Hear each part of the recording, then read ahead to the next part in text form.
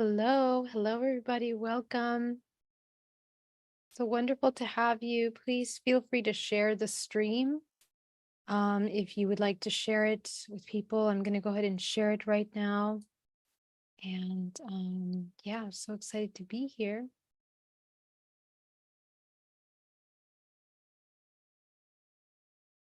All right. Awesome. All right, my love. So hold on a second.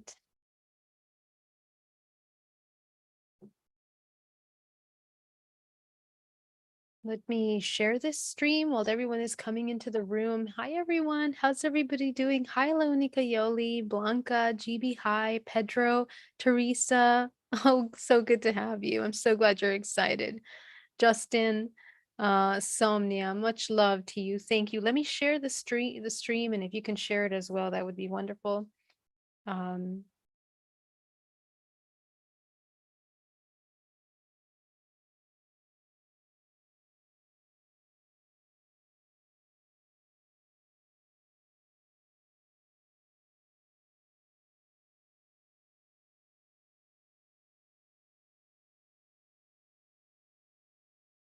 all right. So, are you guys ready to start today?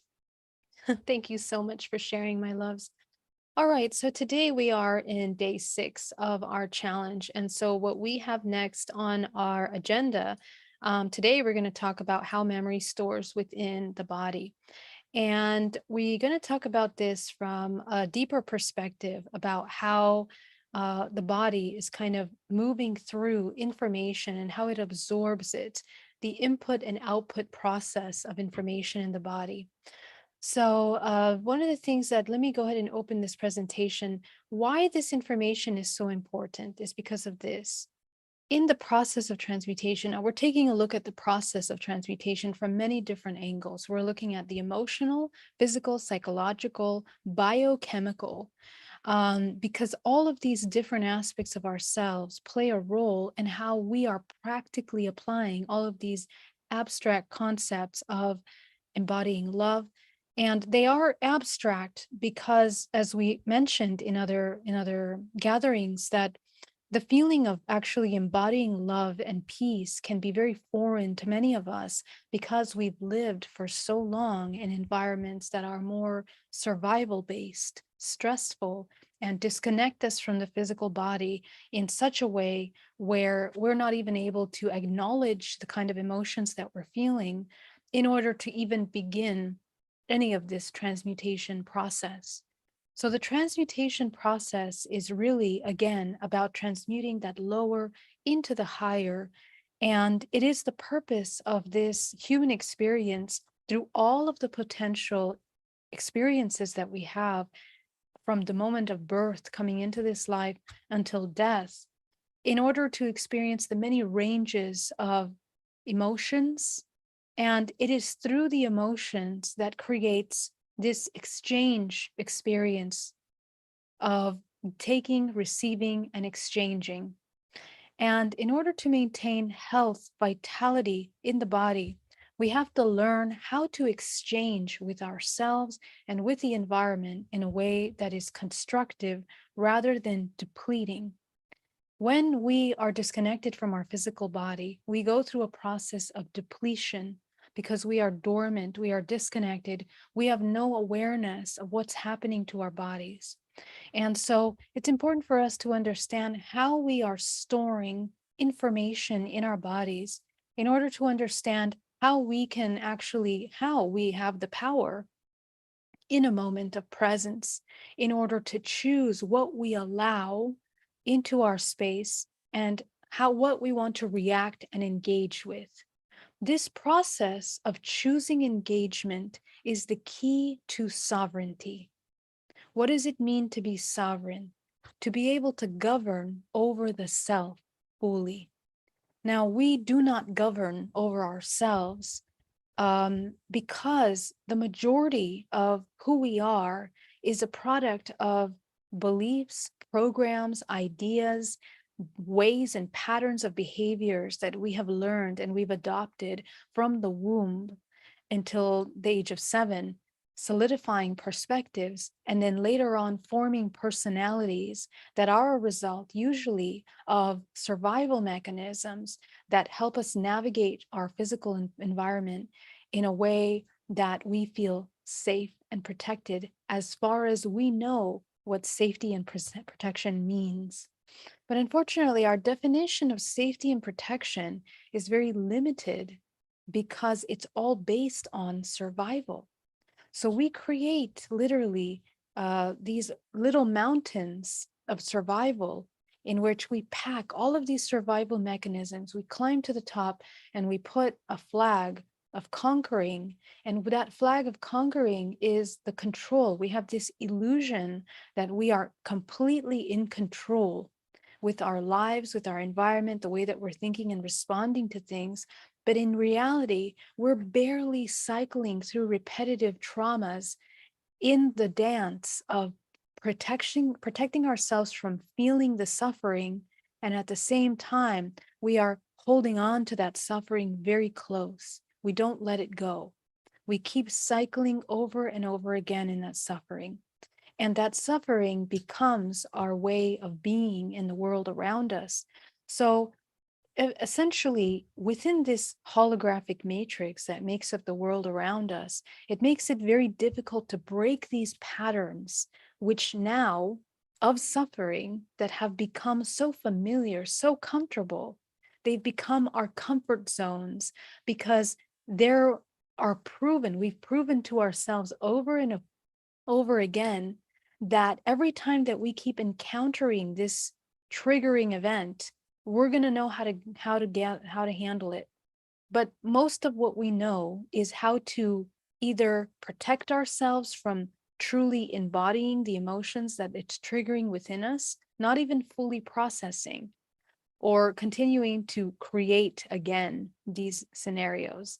And as we know, the laws of this universe are to continue repeating these experiences as long as we are unconscious and unaware of ourselves. We become the resonance that is a product of all of these subconscious belief systems are what actually input into the system in order for this system, our everyday life, to respond with experiences, events that mirror our level of understanding and our vibrational resonance. So the entire transmutation process, in a more practical, everyday sense, is breaking the patterns of limitation of the highest level that we have reached of our comfort and moving beyond that. Because beyond that comfort zone is mountains and mountains and mountains of potential expansion that we haven't even touched yet as a result of our fear of the unknown. So this process of working with these emotions is really more about learning how to become friends with the unknown in such a powerful way that we break away from these cycles that we are repeating through our ancestral lineage. Now, in our DNA is encoded through the mitochondria everything that the previous generation has experienced.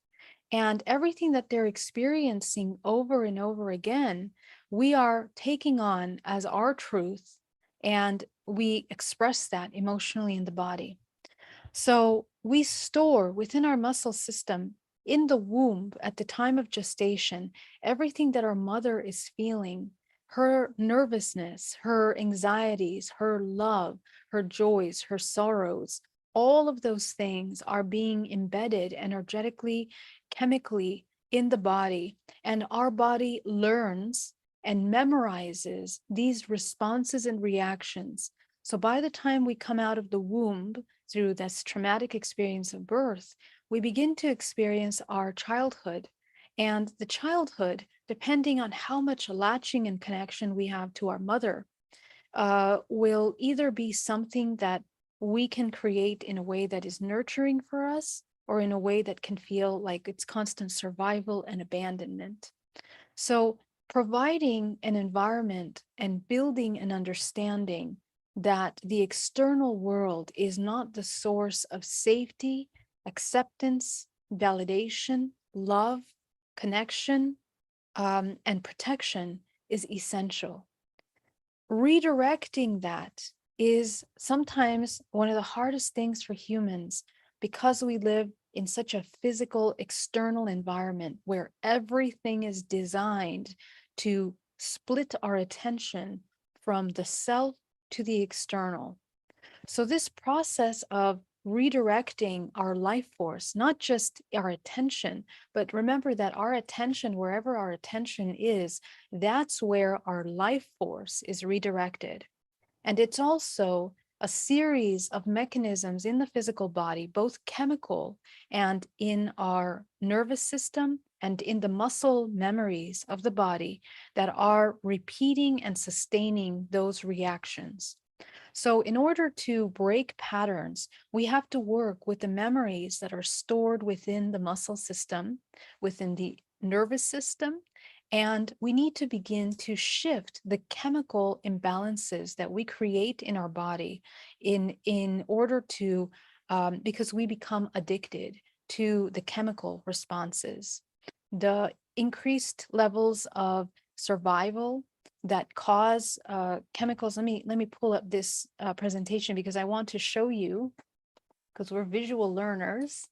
We're going to learn once again how the chemicals in the body affect us in different ways. And we've talked a little bit about this in other presentations, but we're going to talk about this today in a way that we can really understand, because these chemicals create and reinforce the runways in our body to store data, emotional data.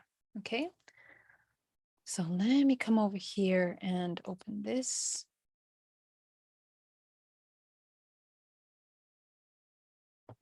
Okay.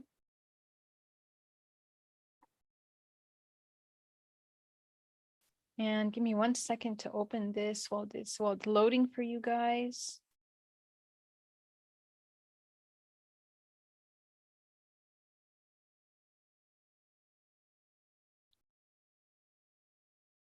Okay. All right.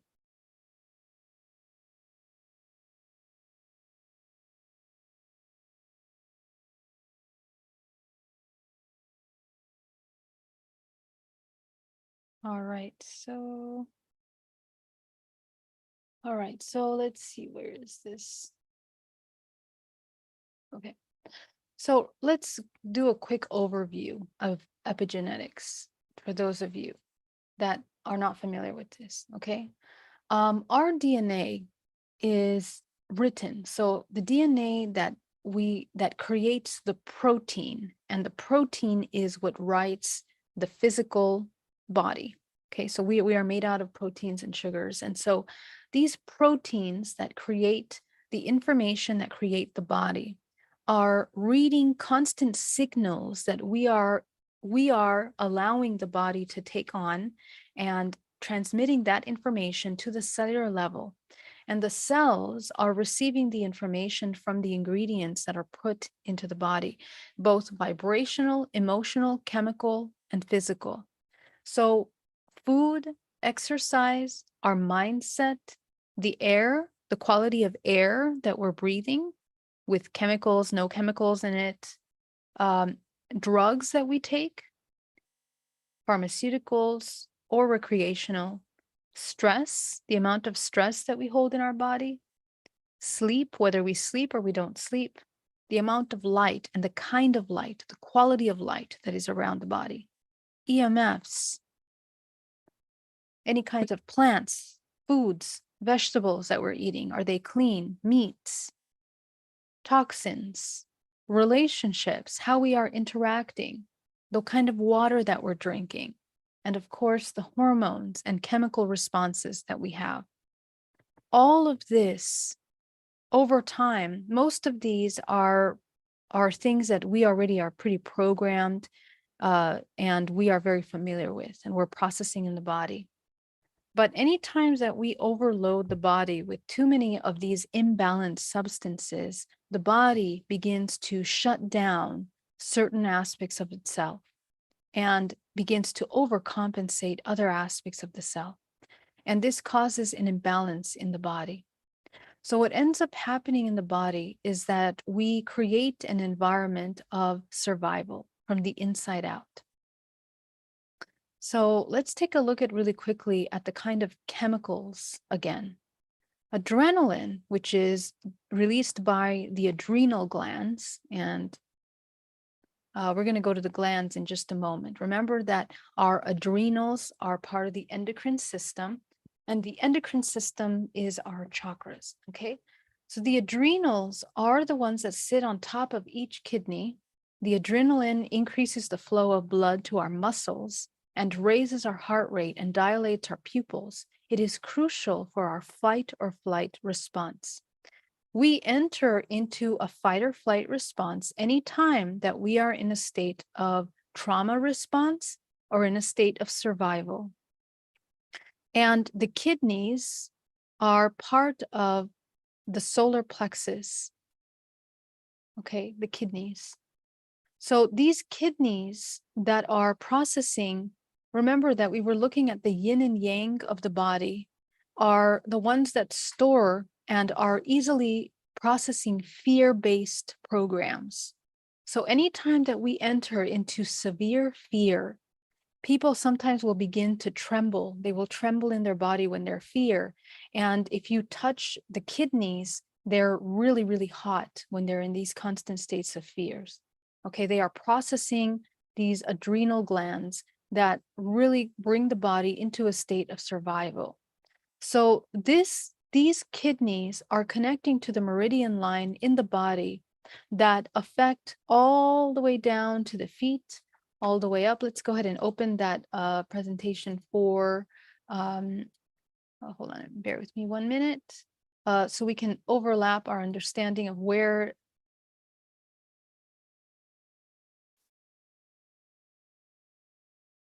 Okay, so the meridian lines in the body, once again, over here. Okay, so it goes down over here, all the way down the meridian line that connects the entire center of the body. Okay.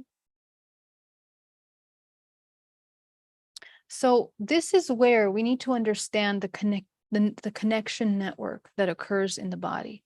When we have an emotion, it's not simple. It's not just that, oh, you just have an emotion. We create a chain reaction in the body, and the chemicals that literally infuse the information, the vibrational frequency information of emotions, because it's a vibrational frequency, begins to store over time in the muscles.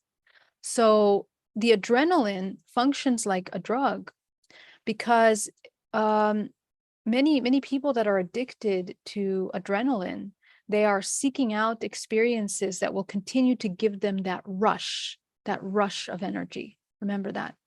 And that rush of energy is literally our blood entering into the muscles and creating this incredible, almost like euphoria, very high stress state. So this is something that we become addicted to, okay? Now, there's also noradrenaline, which is similar to adrenaline, and the release of this chemical can result in increased levels of alertness, helping to prime us for action if needed. It has also increased our blood pressure and widens our air passages. So this chemical in the body, most of us are in a constant state of utilizing noradrenaline because we are always, especially people that have experienced long-term trauma, are in a constant state of survival and alertness, very attentive. The mind and the psychology of the person that is a constant state of alertness is never in the present moment. Their mind is always linked energetically to the past or to the future. They are dreading repetitive past experiences, or they are dreading potential future disasters that could potentially happen.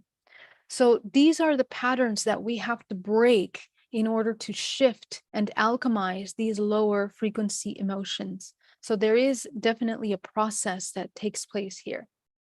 So dopamine, this is the addictive reward chemical that your brain craves. It serves to motivate you to seek out the things you need for your survival. We can sometimes find ourselves enslaved by this ancient reward mechanism. So all of these things that we think that we require to fulfill this feel good happiness, it can be drugs, it can be exercise through adrenaline, and we create these repeated cyclical patterns of creating these behaviors. This is one of the strongest chemicals in the body that we are heavily addicted to and triggered by synthetic drugs a lot of the time.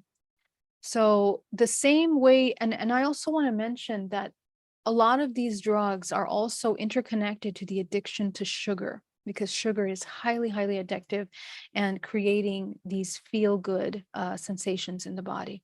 Oxytocin, also known as the cuddle hormone, is released when you're close to another person. It's essential for making strong social bonds. It's also a key part of why we want to trust people. So I have a lot of people come to my practice with severe mistrust programs, okay? Feelings that they are incapable of trusting another person. And this is really important. The reason why a lot of people have problems with mistrust, it starts with the connection in the womb with the mother.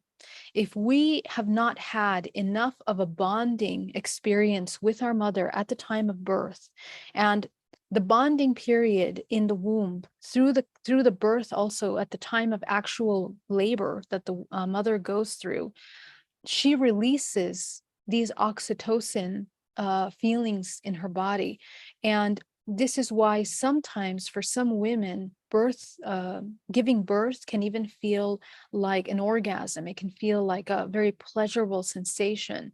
There are techniques that train women to learn how to produce this feel-good feeling at the time of birth instead of feeling these pain, turning that pain into this very pleasurable experience. But during the time of birth, during the secretion of this pain hormones in the body, there also is a large amount of oxytocin. And at that moment, there is a bonding period when the child comes out between the mother and the child that is imperative. We also see this being played out in the hybridization program through presentation events. When the hybrid is being presented to the mother, there is an energetic imprinting that occurs in the organism that allows for productive development of the organism in its highest expression. The bonding is the creation and the release of these feel good, feel safe. It's a safety chemical that allows us to feel loved, protected, acknowledged, and that affection that comes in through the body provides this incredible, powerful release. People can be very addicted to oxytocin.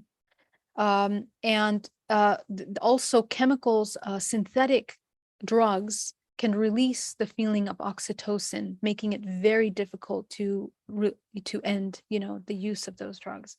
But for those of you that are having trust issues, this is one of the things this is why self-love, providing protection, support, and trust for yourself is essential in breaking the patterns of disconnect. Okay. So some of these we're not really going to go over right now because they're going to different areas. Okay, this is very important. Okay, acetylcholine, sorry, I have a hard time saying this. This is the main neurotransmitter in the parasympathetic nervous system that slows our heart rate, contracts smooth muscles, dilate blood vessels, and creates bodily secretions. So this is also another very important chemical that becomes blocked in the meridian system when we have high levels of stress. Okay, it blocks this secreting the life force in the body that becomes blocked in the action of creating life in the sexual organs, for example, becomes blocked. And these meridians here in the center core are heavily connected. Remember, I told you that the sexual organs, the throat, the mouth are one whole organism. This digestive system is one whole organism. Well, the meridian line that runs through the center core of the body is the most important, and it's very deeply connected with the balance of the lower dantian. When the lower dantian, as we talked about yesterday, is blocked, we don't have the integration of the first, second, and third chakra. None of these systems can work and process in creating these chemicals that create expansion, allow for our immune system to operate at its highest level. So anytime we're in a state of stress or anxiety, our immune system will absolutely be compromised. Okay, so the body is completely blocking the life force and the ability to ground that life force into the body. So it's really important to understand that. And our body is processing these chemicals, and they, through the bloodstream, go into the muscle systems. This is how the system of receiving and exchanging occurs in our body. If you want to know how your chakras work, we're talking about how the chakras are working right now. The other hormone that's really, really important is endorphins. Endorphins are triggered by the sensation of pain. Endorphins work to inhibit the transmission of pain signals, capable of producing a sense of euphoria. Studies have suggested that endorphins may also be stimulated by laughter.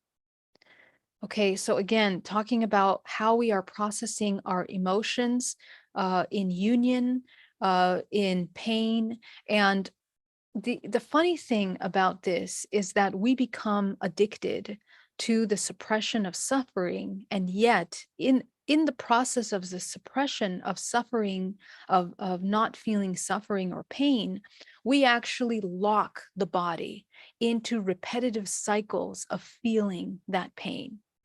What we resist is what we magnify in the body. Okay, it becomes, and it becomes your resonance, because it's a center of producing all resistance. The block of life force in the body is the accumulation of life force in the body. We cannot allow those things. So processing trauma, releasing trauma, working with the pain body is incredibly important. And the pain body is within the first, second, and third of the body, interconnected by threads of the etheric nervous system. Okay, we have a physical nervous system, but we also have an etheric nervous system, which interconnects all of these layers of the body together. Okay, and when these are triggered by belief systems, it's very difficult to allow life force to enter into the body in a way where we can anchor and co-create.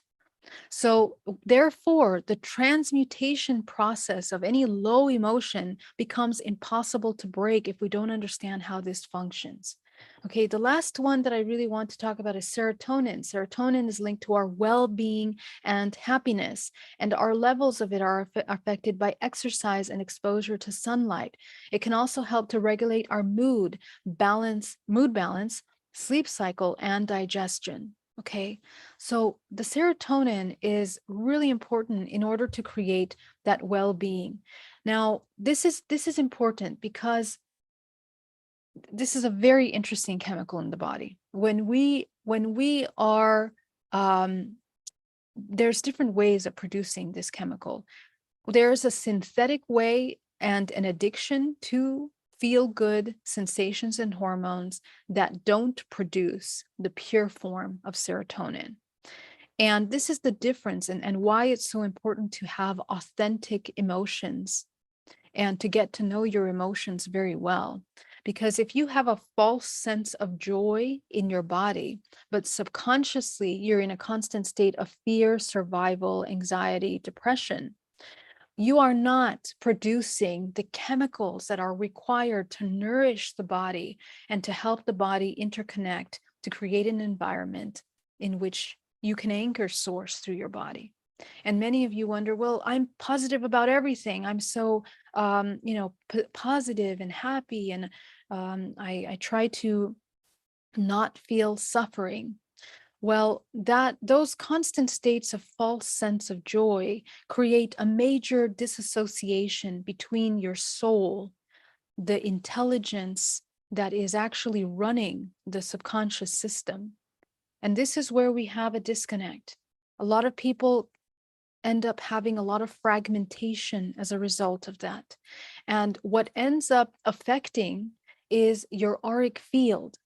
Because again, we have an etheric system in our body that's interconnected to all of these organs, the endocrine systems that produce the chemicals in the body that are signaling memory triggers and the expansion and contraction of our muscle system. And all of those repeated systems are affecting your etheric body. So if in your body you are in a constant state of, let's say, withdrawal, okay, this is just an example here, the body contracts its life force, it becomes weak, and it literally, your life force is being depleted, not centered into a state of co-creation at all. You cannot co-create in this state. If you look at your vortex of your body, it becomes completely stagnant. It is not moving because we are not wanting to be in the body. Nothing can happen if we don't want to be in the body. That's really important. Anytime you want to exit out of your body, not be here, avoid resistance, all of that is the rejection of your own self, the abandonment of your own self. Source and unconditional love cannot resonate with the abandonment of the self at any level. So we have to understand that the full integration, mind, body, and soul, upper, mid, higher dantian, is the interconnection and the integration of the higher self in the physical. This is the key to the navigation of the physical realm. Without this integration process of the emotional body, we are not able to break cyclical patterns of suffering that we are carrying generations through generations. And every single pattern that we hold in our genetic data of suffering that we're repeating over and over again is what we are in resonance in many dimensional layers. So those of you, my contactees and experiencers that are having powerful parasitic dreams, difficult times in interactions with whatever being you are interacting with, you hold within your body memory within the chemicals, nervous system, muscle system, and in your etheric field, encoded and embedded programs of suffering and distress that need to be alchemized. Okay, so how do we alchemize this? Is we begin to become aware of those patterns. If you're having any kind of trauma in your body, let's zoom into this this chart here so we can get familiar with how we store some of this information, what happens with these belief systems and chemical systems now that we've addressed that in the body. Okay, pain in any part of the body here. This is a wonderful chart for you to have. It's in your material in the challenge on my website. And you can easily access the areas of the body that store this information. So if you begin to notice pain in your body, aches, you can quickly understand the emotions and programs and belief systems that we are not processing through. Okay, really important. So I want you to just observe in today's meditation, we're going to connect with our muscle system, our nervous system of the body, and we're going to become familiar with where we are storing suffering and pain memory in the body. This is step number one in transmutation of limiting belief systems. The next step that we're going to focus on is the process of elimination. The process of elimination of these blockages in the body is done through different ways. One is the reprogramming of belief systems through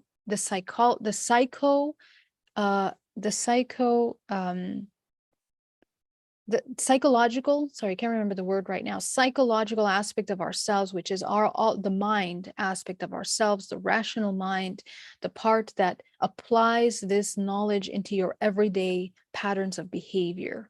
Okay.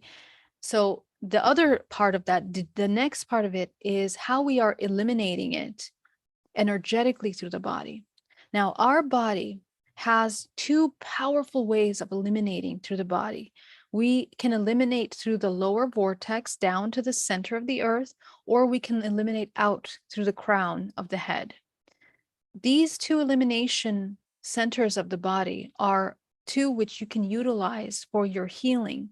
You can eliminate pain, thought forms, etheric blockages, implants, attachments, entities, all of these things that are blocking the life force flow through your body can and must be eliminated through the body in this way. And you can do that with your intention and visualization of removing these things, or you can do it with deep psychological work, as in epigenetic psychotherapy or hypnotherapy, as I do in my practice. And many of the videos that are free on this channel are designed to do that for you, and they teach you how to do that. So let's look again how life force moves through the body in this process of transmutation. In order to release anything from the body, energy cannot be eliminated. Energy is never eliminated. Emotions are energy, frequency, patterns, life force. Thoughts are energy, patterns, thought forms. Actions are energy.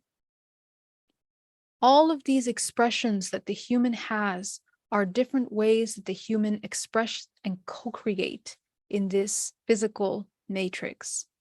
So we need to understand that we are constantly co-creating, and our co-creation is done by our intention, our will, the emotions that we input into those creations.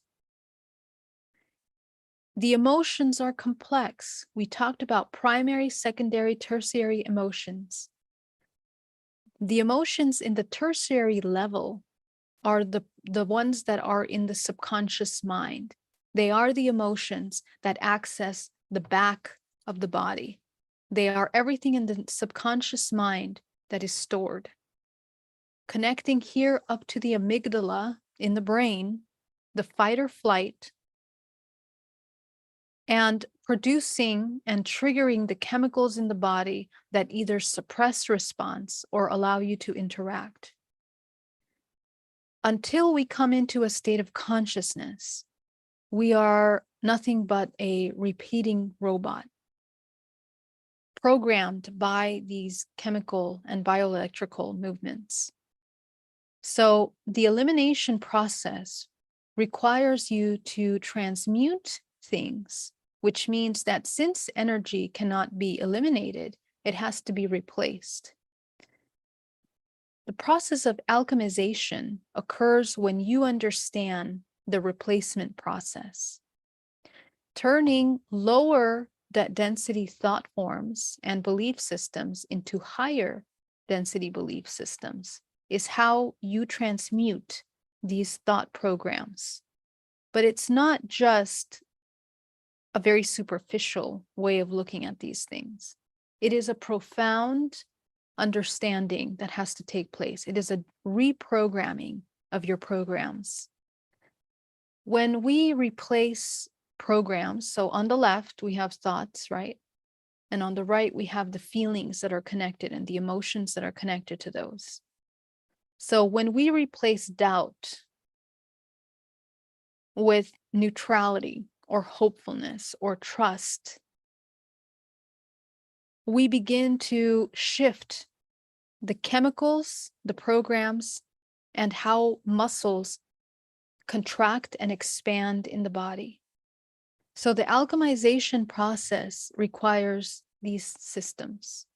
Okay, so in today's meditation, so we don't keep going, we're going to take a look at the main programs that are running in the subconscious mind. And we are going to focus on replacing those programs with expansive life force. Now, we've talked before about how the body functions through the main chakra system.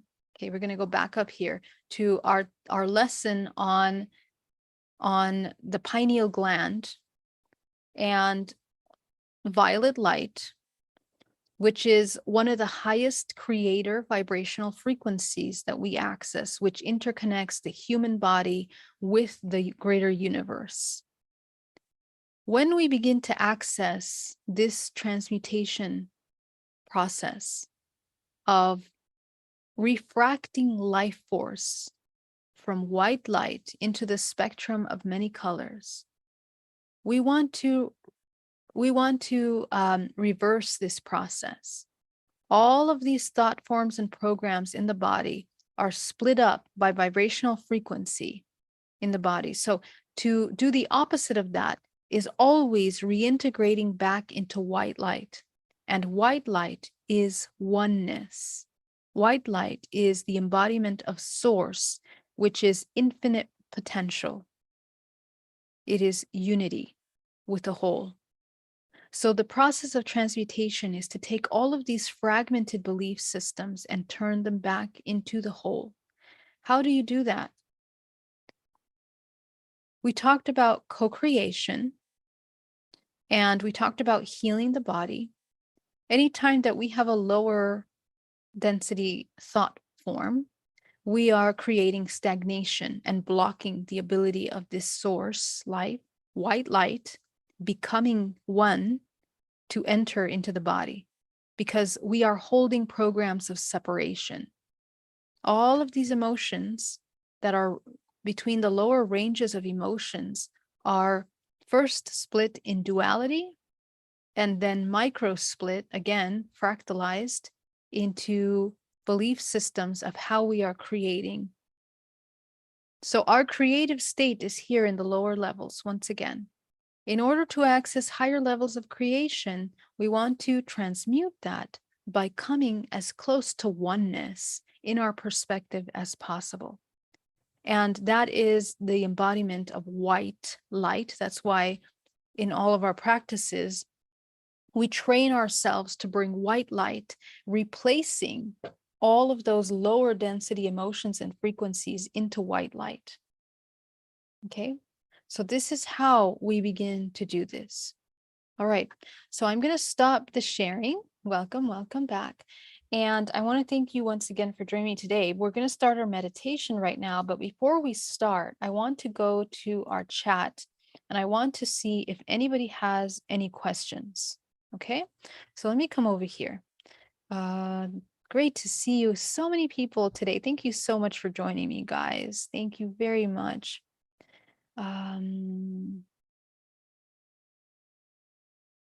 Ola, Simon. Hello, Simon. Hello, JK80s horror film. So great to have you. Yes, in this age, data is power. Protect your data. Well, as we're learning, we want to protect nothingness. We want to come back to that neutrality. Okay, there is, you see, protection, the highest protection is becoming one with everything. Coming back to that white light. Protection, the idea of even needing protection is the idea of becoming separate from something. And we don't want to become separate. We want to become whole. The idea of sovereignty means master over the fractal of infinite consciousness that you embody in your body. Okay? All right, suffering is attachment to memory. Like we attach memories to everything from movies to music, places and people. Correct. It's that attachment, the meaning that we apply. Ouch, addicted to suffering. I hadn't thought about that before.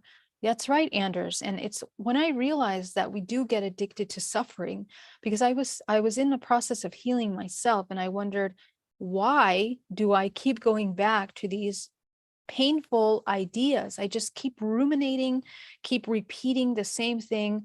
And it's because I discovered we don't even address, we don't accept. It's hard for us to accept.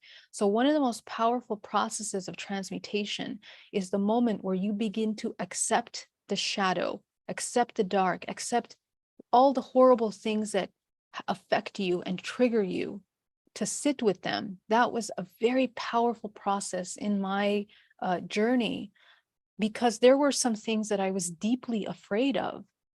I was deeply afraid of, pain, suffering. So looking at those things and watching my reactions and emotions that came up helped me learn and get familiar with why the unknown was so difficult. And that I discovered at the other side of that was that I was actually adopting other people's ideas of what I should fear, but not really knowing for myself whether I agree with those fears. I mean, it's many layers of belief systems that some of them are not even our own. So we want to really get into the root of those to understand who you are. And what you'll discover is that you're nothing at all simultaneously. Okay. All right. So thank you so much, Samantha, Launika Yoli, Pono.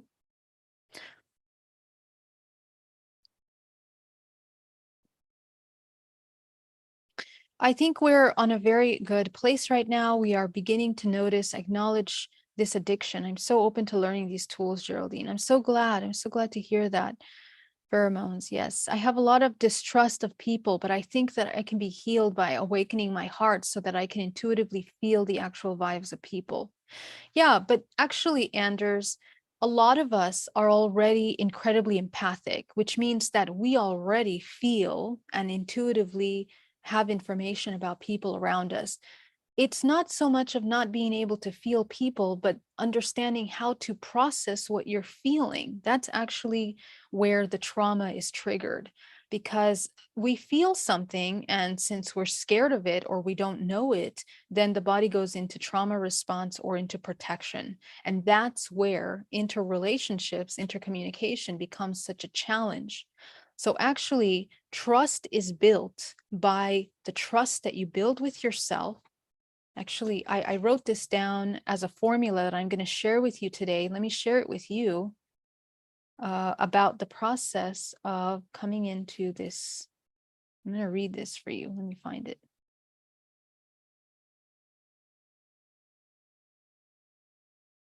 Okay. So how to heal and embody the 0 point.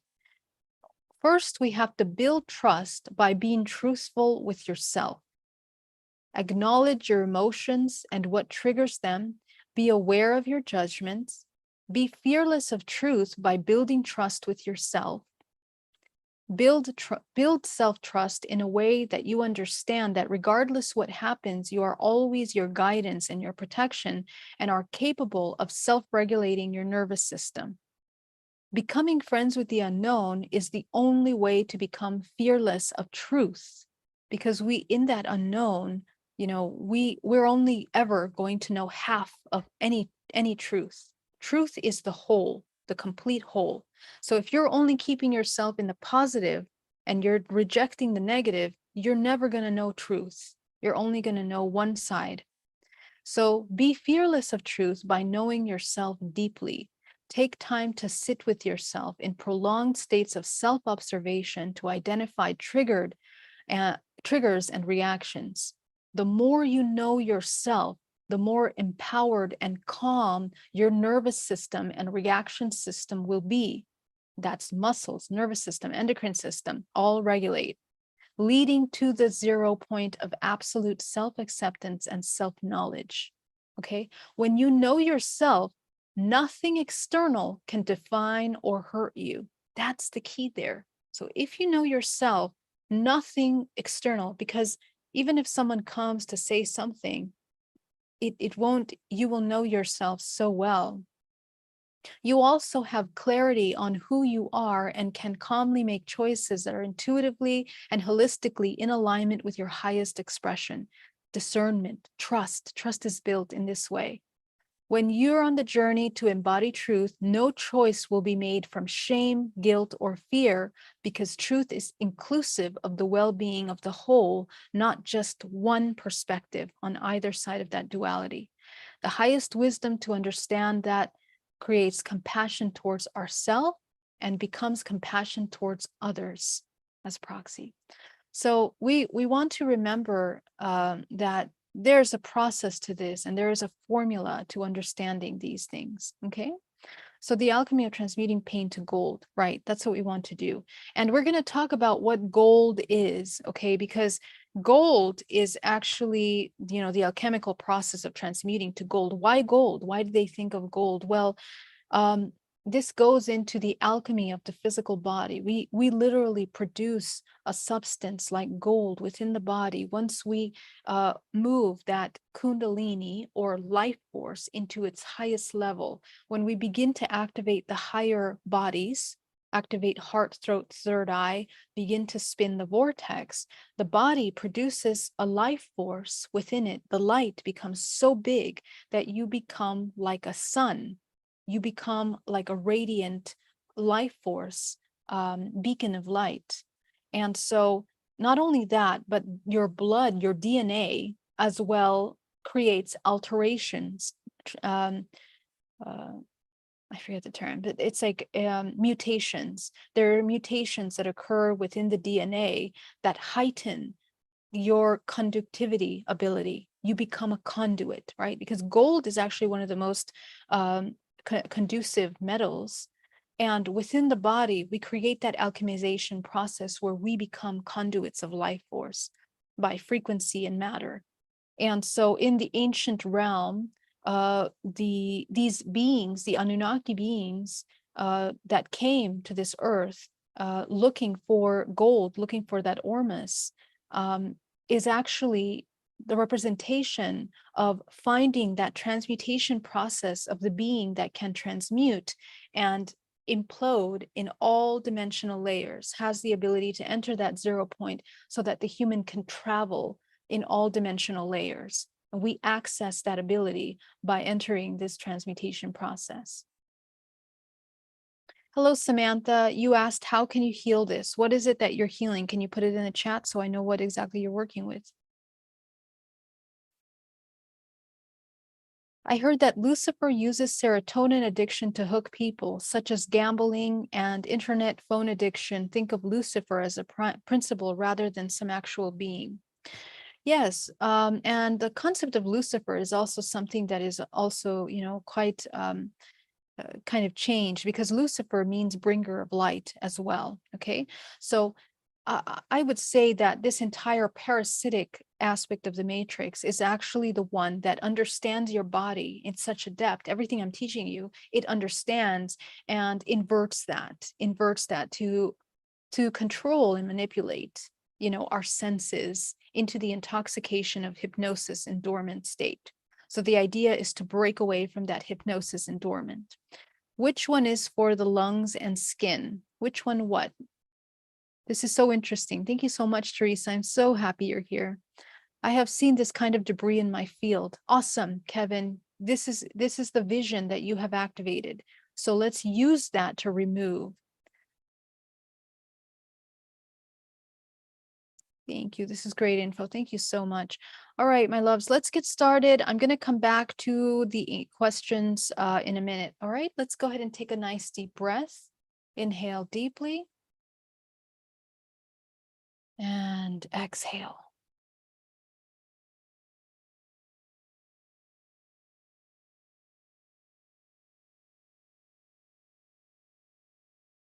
Okay, go ahead and bring yourself back into that breathing, calm breathing. Inhale and exhale through the nose. Go ahead and move the tongue to the palate of your mouth, to your palate. And we're going to begin to circulate breathing in through the body.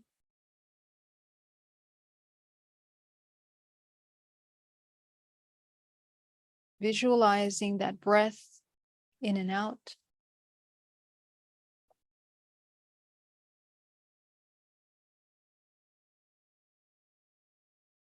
As you begin to move life force through your breath, all the way down to the base of the spine.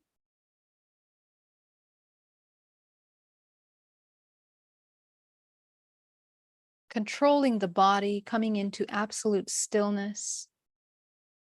I want you to straighten up your spine to begin to help you expand areas of contraction in your body and your organs. If we are constantly hunching over, we are contracting emotions in the body somewhere. Go ahead and visualize yourself expanding the muscles.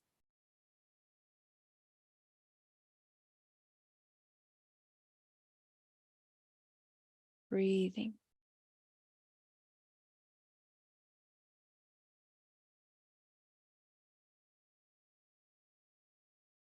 Okay, as you create a nice ebb and flow rhythm of inhaling and exhaling in the body, begin to visualize the oxygen moving through the body in a cyclical form.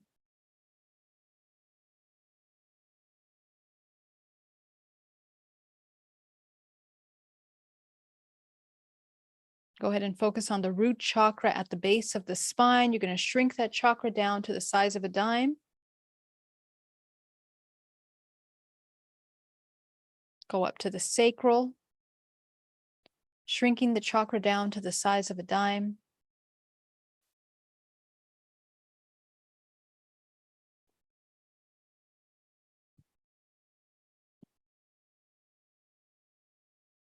Going up to the solar, shrinking that chakra down to the size of a dime.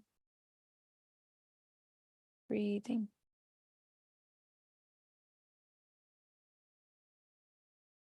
Coming into reading state.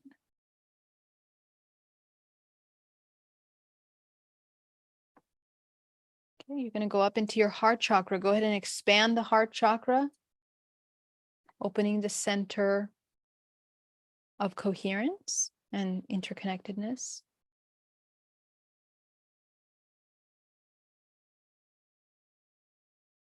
Going up into the throat, expanding the throat chakra front and back. You are opening and activating the fourth layer of your body, fifth layer of your body. Expanding your field so that you can anchor source through your body. Okay, go ahead and go up into the third eye now, expanding the third eye.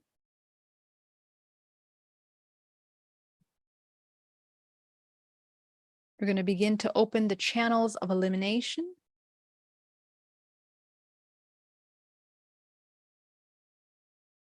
Let's activate our crown. Go ahead and visualize your crown chakra, 7th and 8th chakra. Go ahead and fill your crown chakra with your creative color.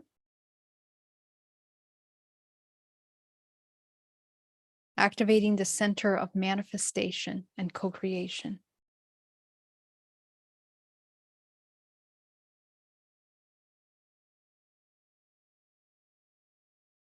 Go ahead and take that into the 7th, and you're going to align it with all areas of your life. Career, abundance, love, relationships, consciousness, health, co-creation, and your purpose. What is your soul here to do? Fill it in.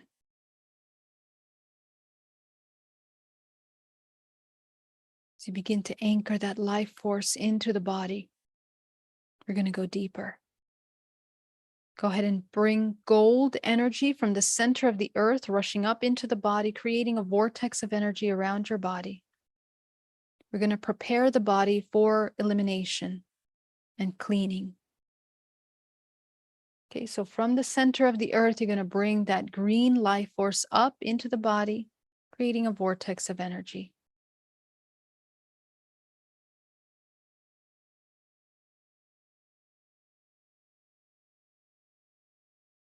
And this is beginning to move in the 13-dimensional layers of your body.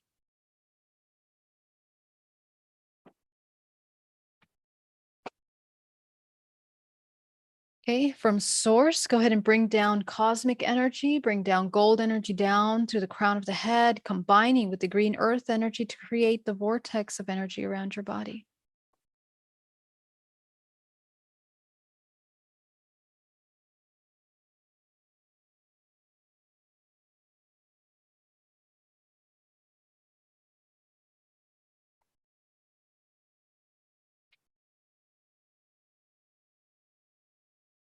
Okay.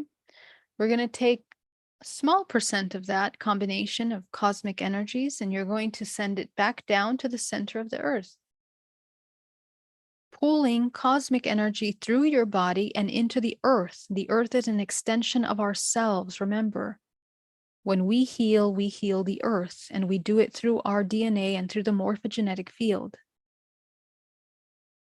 This is also our channel of elimination.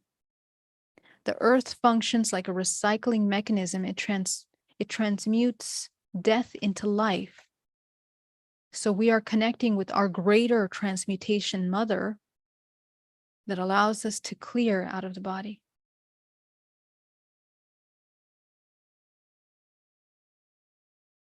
Okay. Go ahead and take 80%, a larger amount. Doesn't have to be exact percentages. I give you percentages just to help your visualization and understanding how you want to move the energy through your body. There's a reason for these numbers. There's a reason for how much we're moving. Blockages in the body are heavier in the lower part of the body. Okay. In the upper part of the body, we have a harder time anchoring wider bandwidths of light. So we're moving 80% up through the crown of the head, coating the outside of your field, because this is the matrix. Matrix is the hologram which we are creating through our perceptions. So as you begin to neutralize your perceptions and your attachments to people, places, and things, I want you to inhale your life force back into your body, allowing your center core to nourish itself with its own life force. Now that you are aware, you are practicing to become a sovereign being by owning your energetic space and owning how you distribute your life force. Breathing.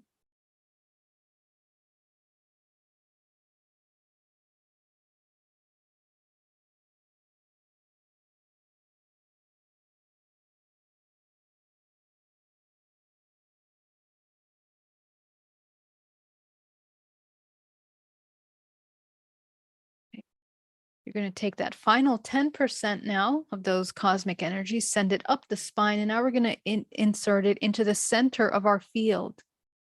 So go ahead and bring that beautiful life force into the body. Breathe it in to the pores, the flesh, the muscles, the bones, down to the cellular level. Allowing your body to nourish, to heal, to restore, to regenerate. Your intention and the connection to your will and every cell of your body is important here. Direct your body to wake up into consciousness, to come out of that dormant state, to be fearless of love, of this infinite union with the whole. This is how expansive you are. So all of our little human perceptions of being small and limited begin to dissolve as we see ourselves as what we really are, which is this conduit of infinite consciousness. So allow yourself to embody this awareness of yourself. Explore this awareness to see if it's true, if you find this infinity within you.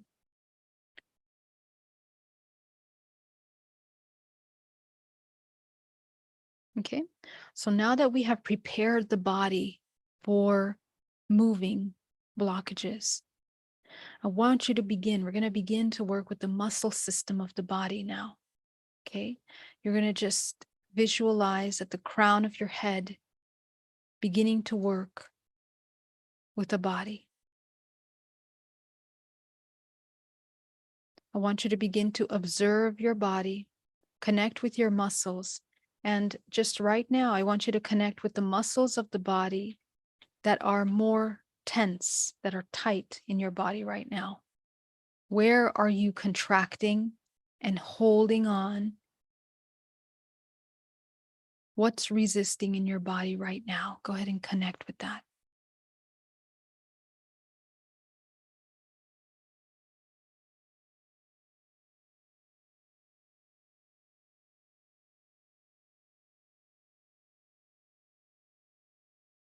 Breathing and observing.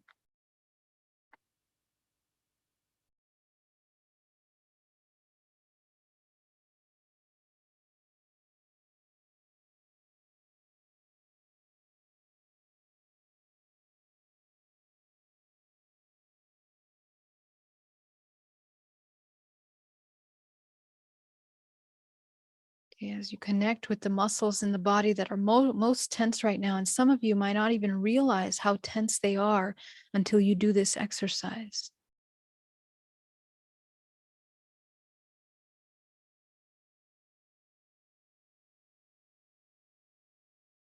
Okay. So go ahead and connect with that part of the body that is so tense. And we're going to begin to release.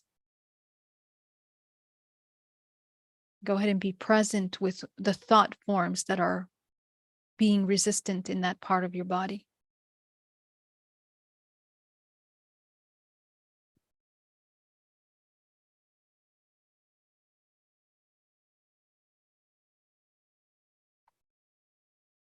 Okay, what are the thought forms that are there?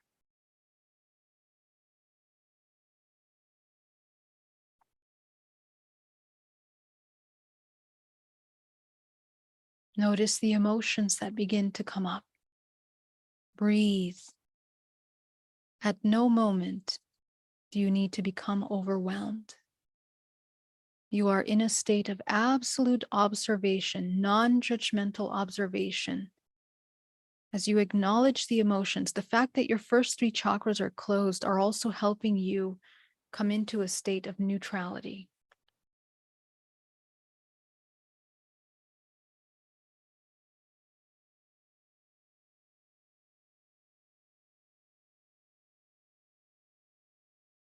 So as you allow yourself to begin to acknowledge what is in that space, go ahead and release what needs to be released.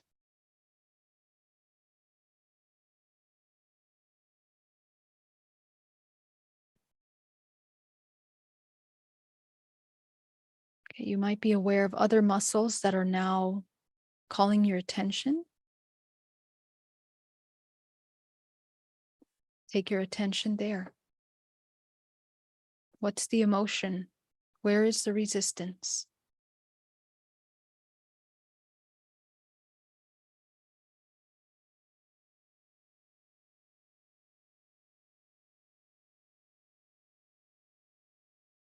Notice the thoughts that you have that are stored there. As soon as you expand the muscle, you get images, memories, emotions. All of that is super valuable information it's being expressed in your hologram. And it makes up your frequency, makes your resonance. So pay attention. If you can feel it, it means that it wants your attention.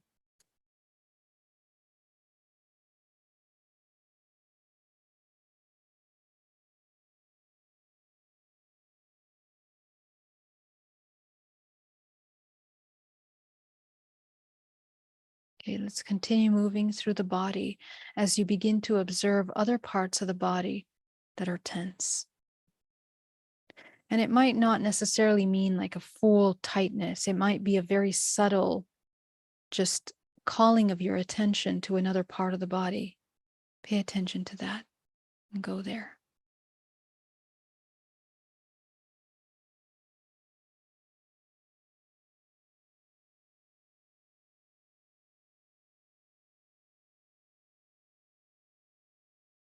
You're going to practice observing these thought forms. You don't need to judge. You don't need to do anything with them. Just observe them.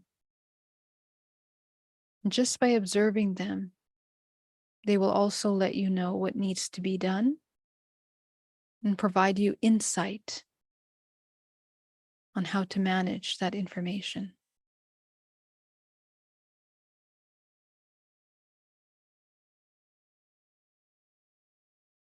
Okay.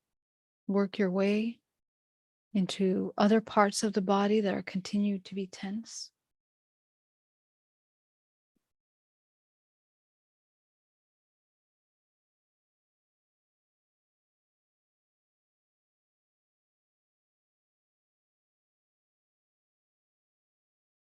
Sometimes parts of your body feel like they're so tight and so awkwardly positioned.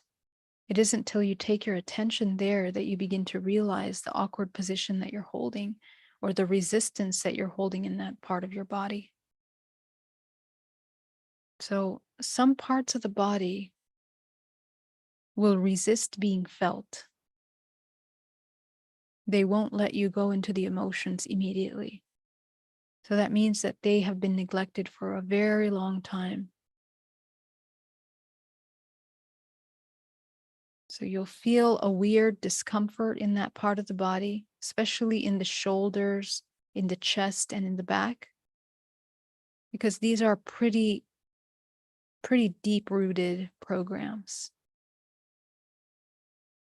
So for this purpose, I want you to inhale deeply at the base of your spine, expanding your chest. Noticing the soreness in those parts of your body.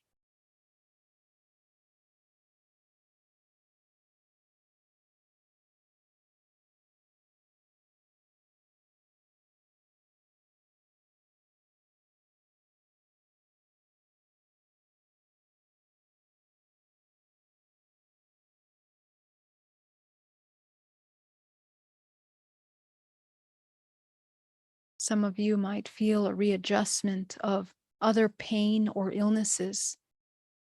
Your symptoms will subside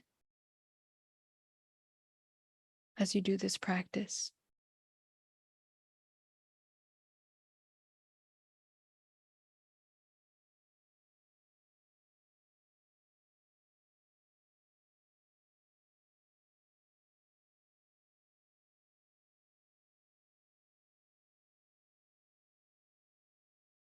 Breathing. You will also notice that there are layers that you are uncovering. It might take several rounds of attention and focus before you're able to fully expand and come into absolute relaxation in that part of the body.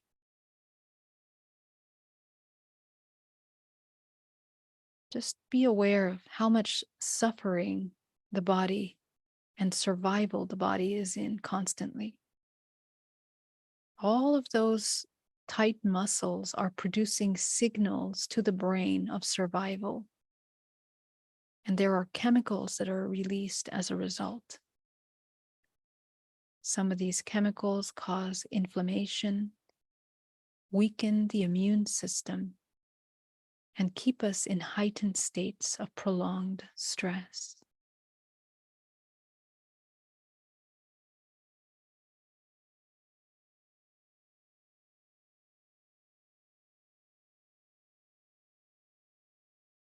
If some of you have strong emotional responses, that's completely fine.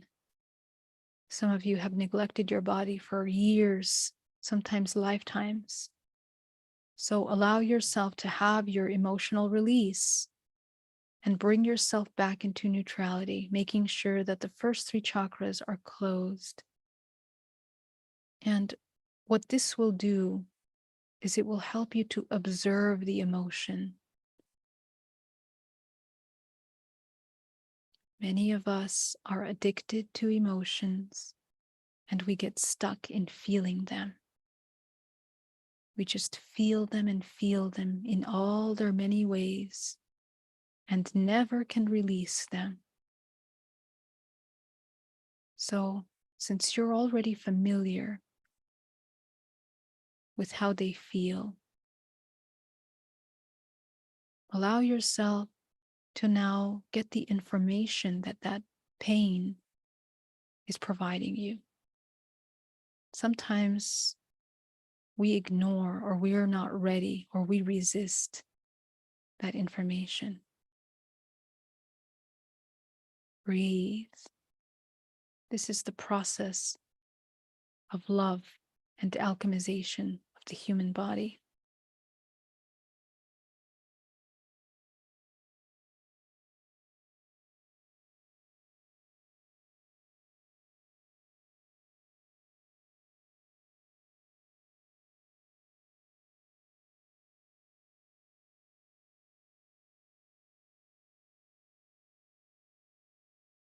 You might also notice that some muscles in your body, after you release them, they want to automatically recontract. This will show you how much of a survival state you are in. So gently take yourself back. Notice that every time you go back into a dormant state of unconsciousness, these muscles will retract, recontract again.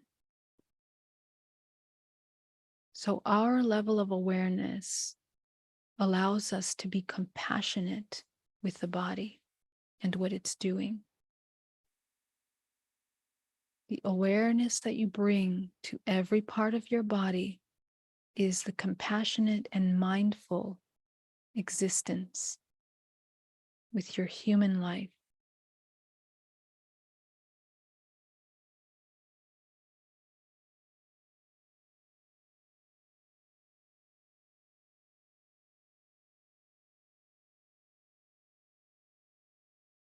Breathing.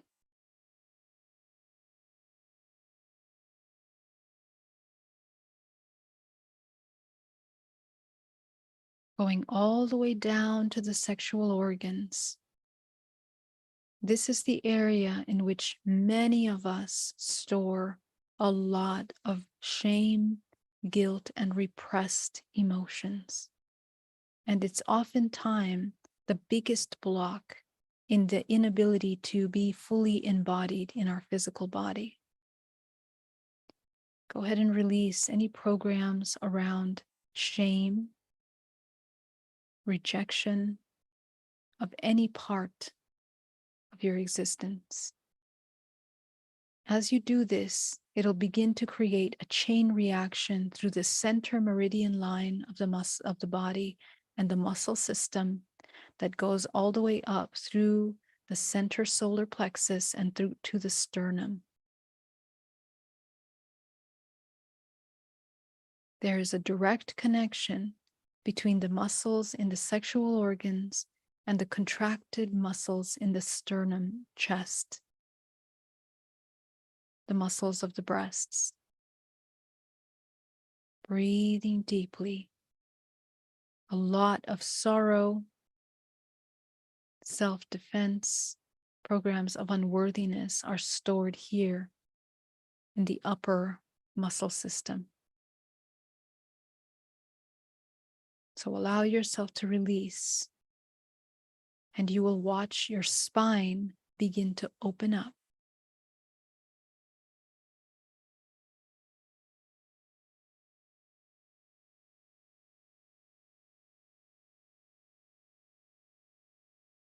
Your shoulders will be able to drop better.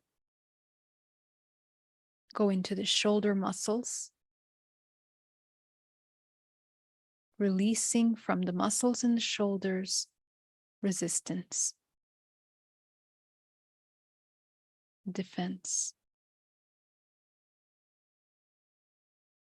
As you breathe through the ability to trust yourself in any unknown situation, whether it's good or perceived as bad.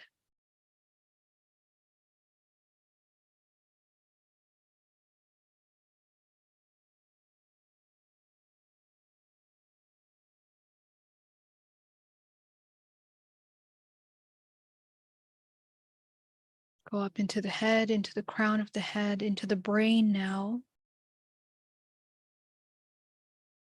And we're going to begin to illuminate the pineal gland. We're going to bring white life source into that pineal gland.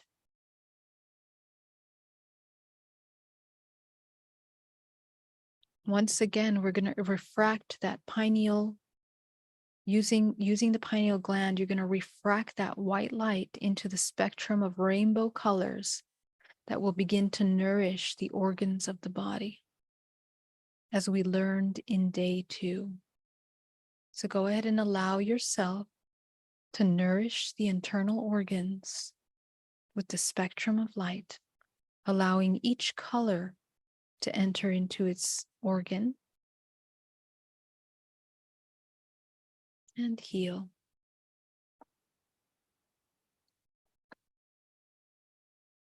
Breathing.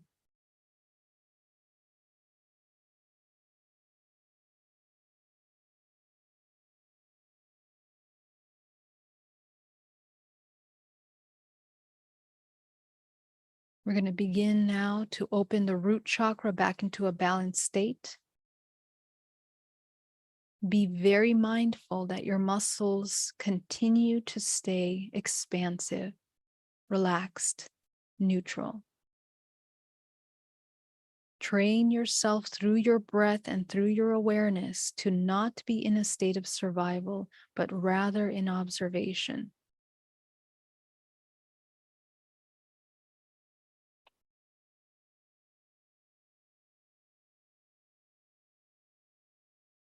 Go ahead and open the sacral chakra back into a balanced state.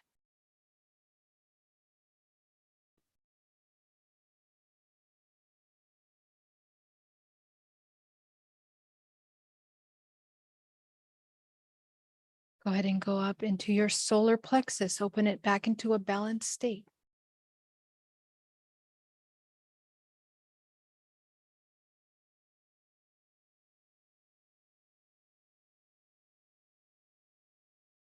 Okay, go up into your heart chakra. Go ahead and bring it into a balanced state, slightly a little bit more open.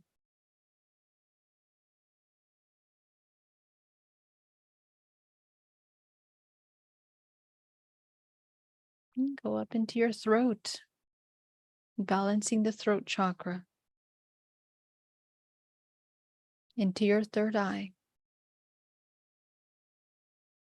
and into the crown. As you check your crown, your 8th chakra, making sure that it's fully illuminated, allowing yourself to activate the 7th, the 8th, and you're going to take that up into the 9th, activating the 10th, opening the channels of higher creator states into the 11th, activating the 12th, the 13th, and above you is a powerful white light of source. Go ahead and anchor that source down into the body, into the center of the earth. Go ahead and open your eyes, and as you come back into the room, go ahead and see yourself grounded. Make sure your muscles are just as calm, just as breathing in a state of observation, with your field around your body completely aware of what you are owning in your space. And welcome back. Excellent job, guys. You guys did absolutely amazing. Welcome back. I'm so happy once again to share this with you. And I want you to please continue holding this space for yourself. This is day 6, I believe, of our challenge. So remember that every new exercise that we add to our toolbox, our alchemy toolbox, we want to practice the 30 days. So everything that I'm teaching, you're going to embody all 30 days and hopefully the rest of your life. So this muscle regulation and storage of information in your body, I want you to continue practicing it. You're going to notice how everything about you changes. This is the trick to begin to help the body breaking patterns of survival into coexisting and co-creation.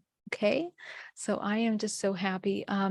to answer your questions. I'm going to go really quickly in the chat for just a couple more questions. Is the integration back to white light the same as the whitening stage in esoteric alchemy, often the second stage after the blackening stage?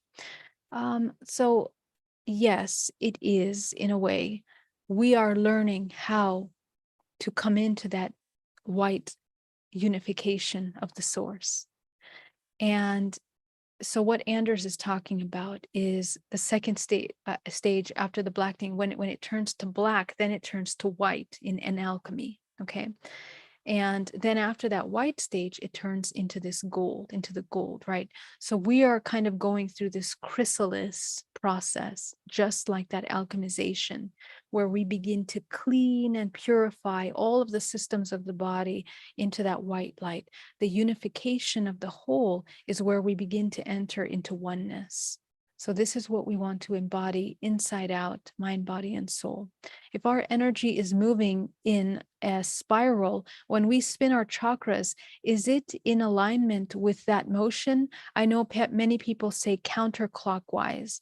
Yeah, I've actually explained many times that the way that energy moves through your body depends on how clear your energetic field is. So if your root chakra is wide open, your first layer of your body is wide open, your perception is being filtered, so your vibrational frequency is survival. Therefore, the way energy moves through your body is very much in alignment with the vibrational resonance that you are most emitting, which is survival. So the bandwidth of survival is a very slow moving, heavy wave band, which means that your vortex is also going to be slow moving, heavy, and sluggish, because it's accumulating survival belief systems and programmings, because those vibrational frequencies are very dense and they are all about separation. So the more we are in a state of separation, the more we become fractalized and need to come back to unity, which is the integration of the whole, which is a higher vibrational frequency, higher wavelength, faster moving means you're moving more life force through the body. So pay attention to where you're at in your own chakra system. Sit with each chakra and figure out which one is oversized, which one is enlarged, which one's not moving, front and back. All of that matters. Okay. So if you have if your back chakras, if you see them and you can barely see them and you can barely move them, you can't even imagine them, that means that you have a lot of blockage in that place. You're suppressing a lot of subconscious things that you haven't addressed.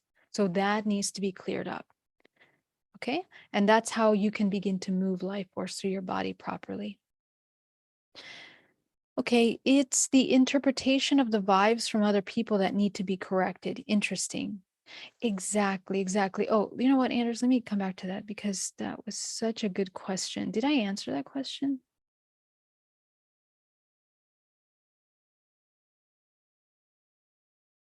All right. Exactly. Yeah. So I did answer that question. Yeah. Thank you, Anders. You got it. Next question. How can we remove the belief system that we absorb from others? Great question. So the question is, do we absorb belief systems from others? Okay. And essentially, let me give you a little example to make this an easy way to understand what I mean. We are one, and we are one in such a way that we are not separate from anything outside of us. In fact, everything outside of us is a reflection of ourselves, because we come together in our family lineages, in the work, the careers that we choose, the jobs, the companies that we work with, the department that you're in, the coworkers that you have, the friends that you have in your life, the relationships that you attract, your partners, lovers, husbands, wives, all of those people, those individual organisms, are with you as a result of resonance. Resonance is created by your subconscious belief systems. Therefore, when we think about, how do we remove the belief systems that others gave us? Well, in reality, we are mirroring similar belief systems. So, in order to neutralize and no longer be in resonance with the belief system we're trying to discard, we have to take a look at how we ourselves are embodying those belief systems. And you will be shocked. I'm pretty sure you will be shocked to go into that journey, because not many understand this process of co-creation. And even in the most extreme situations, you might think that you are so far away from that person. I mean, your thoughts are so pure, you are so high vibration, but it's in the process of judgment, separation, compartmentalization between white and black that we ourselves are in resonance with the same. Okay. And we can apply this same to everything from rapists to robbers to people that cause horrible things to those parasites that are managing the dark government, the shadow governments of our world, are all a reflection of the shadows that we cannot encounter within us, that we are afraid to encounter. This is why the collective consciousness and coming into mass awakening is an inside job only. It only happens when the work is done internally. It'll never happen if we are externalizing expectations, actions, hopes, changes in the world. You will only know how to have action that is in alignment with the highest expression when you meet your highest expression and you speak the language of unity. Okay? Remember the creation states. When you speak the language of unity, collective unity with the whole, that's when you're going to be able to make choices that are in alignment with not just yourself as a selfish, self-serving individual, but one that is in alignment with all. With all. Remember the creation states. Inspiration. You become a co-creator. You're in enlightened awareness, pure light and love, because you are the embodiment of unconditional love, and you also are an example of that. And therefore, your children become an example. Your family becomes an example. They wake up consciousness and they begin to embody those patterns of behavior as well. So this is all an inside job, okay? Sorry for all the questions, but I was wondering if there's a method for dealing with low density dreams. The other day you mentioned one of our higher chakras is connected to our dream state. Well, all of our chakras are connected to our dream state because dreams are the navigation of the subconscious mind. When we go into dream state, we enter into the subconscious realms of our mind. The mind is just processing subconscious information, and we begin to navigate that. So the subconscious, this goes into the complex understanding of our reality, the nature of our reality. But when we begin to leave the body, we are entering into the 7th and 8th chakra. The more heavy emotions you hold in your body, your dream navigation state won't exceed higher dimensions. Well, let's pull up a picture. Let's pull up a picture. Hold on a second. When you are in a state of constant survival, okay? Where's my picture?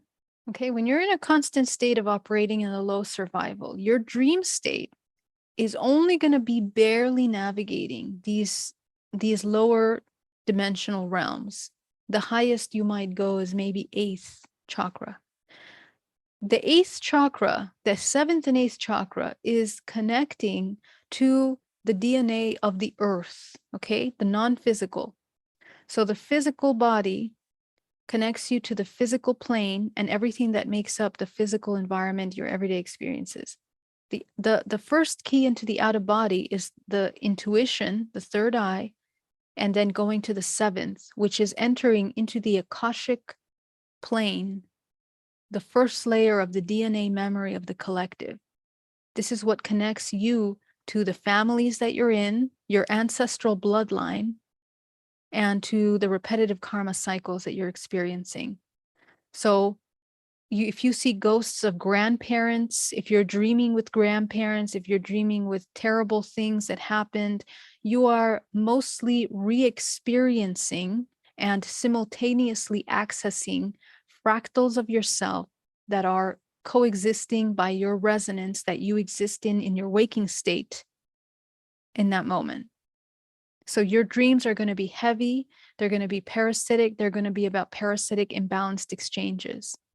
The more you begin to clean the first three chakras, in other words, alchemize, bring into higher, clear your energetic space, your dream state you will unlock because you're making space in your body to anchor source, higher bands of frequency. The 7th, 8th, 9th chakra, all the way up to whatever chakra you want, so that you can begin to navigate. And the more your body spins, because the cleaner your field is, the higher your vibrational frequency is, which means you enter into deeper states, deeper brain waves. The deeper brain waves you begin to enter allow you to navigate into higher states of consciousness, which means higher dimensional planes.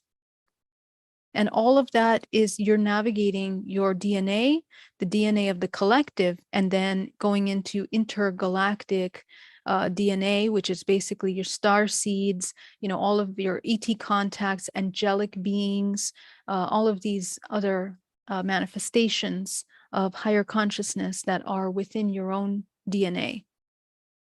So how we begin to transmute that is by practicing lucid dreaming, which begins in your lucid everyday experience, which means that you're awake and in your body, GPAC. So this is how you can begin to change that and change how you're interacting. Okay. Thank you so much. Great to have you. Blue Cruise, Pono, Bob, thank you for being here. Cooley, such a soothing voice. I can sleep to this. Awesome. I hope you do the work too. Kevin, thank you for being here. Amazing. Thank you so much, Mila. That was amazing. So perfect. Beautiful.